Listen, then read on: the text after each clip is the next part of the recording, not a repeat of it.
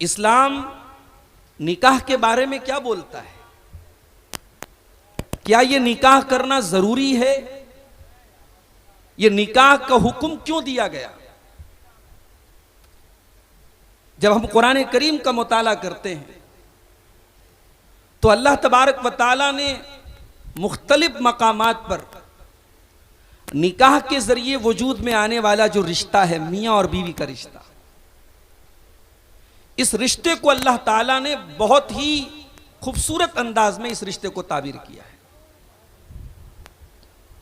जाहिर है कि जब एक मर्द और औरत, एक लड़का और लड़की जब शादी करते हैं, निकाह करते हैं, तो शौहर आदमी जो होता है वो शौहर बनता है और औरत बीवी बनती है।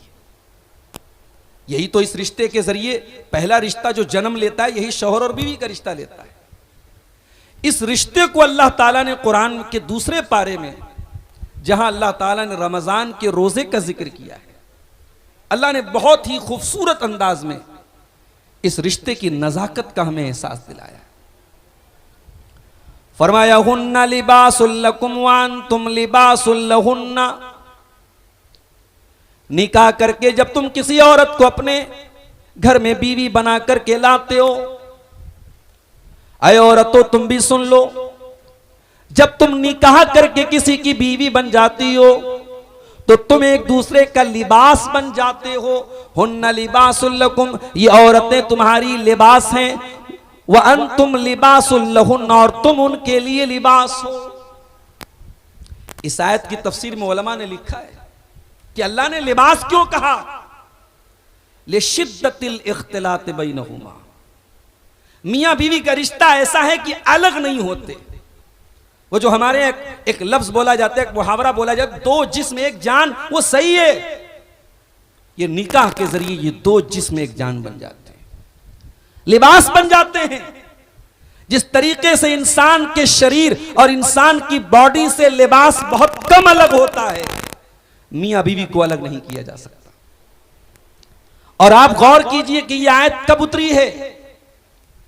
रमजान के रोजे के सिलसिले में शुरू में यह हुक्म था कि रमजान में रात में भी इंसान अपनी बीवी से नहीं मिल सकता। अब जाहिर है कि एक ही बिस्तर पे शौहर और बीवी सो रहे हैं और एक दूसरे से मिल नहीं सकते। यह बहुत बड़ी आजमाइश थी। अल्लाह ने उस आजमाइश को बयान किया।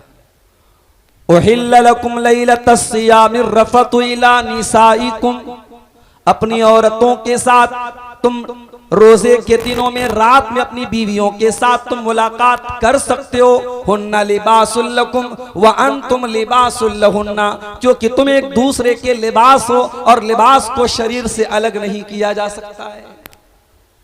लिबास हो तुम एक दूसरे के। और उलमा ने यह भी लिखा है, लिबास का काम होता है हमारी सतरपोशी करना। भाई एक नॉर्मल इंसान नंगा नहीं रहता।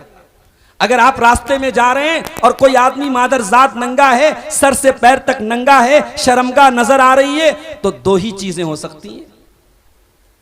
या तो वो इंसान इस रूए जमीन का रहने वाला नहीं, किसी और गोले की मखलूक है, या फिर वो अगर इंसान है और नंगा घूम रहा है, इसका मतलब कि अकल से पैदल है, पागल है, मजनू है, दीवाना है। नॉर्मल इंसान तो ऐसा नहीं कर सकता।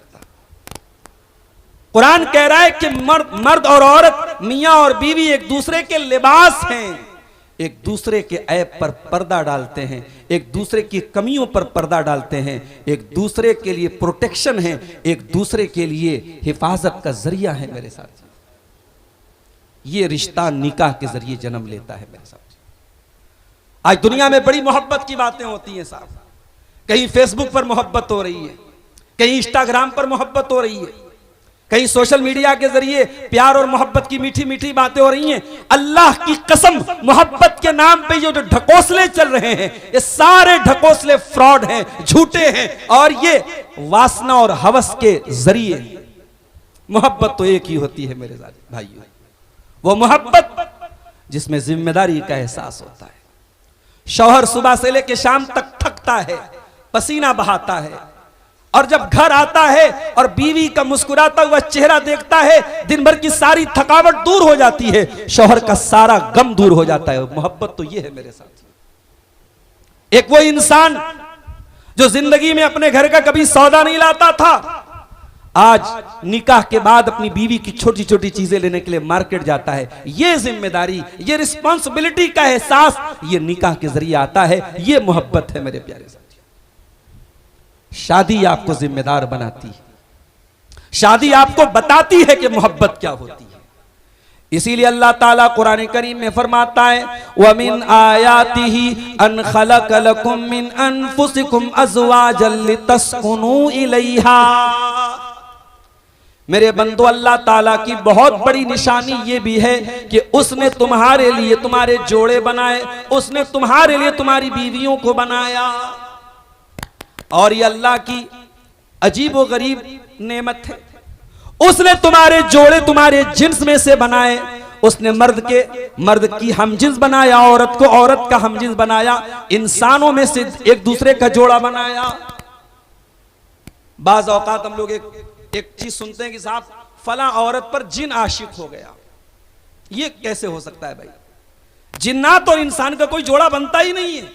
इंसान का जोड़ा इंसान से बनता है। मर्द के अंदर अल्लाह ताला ने औरत के लिए कशिश रखी है, औरत के अंदर मर्द के लिए रखी है। और यही बात यहां अल्लाह कह रहा है कि अल्लाह ने तुम्हारे जोड़े बनाए।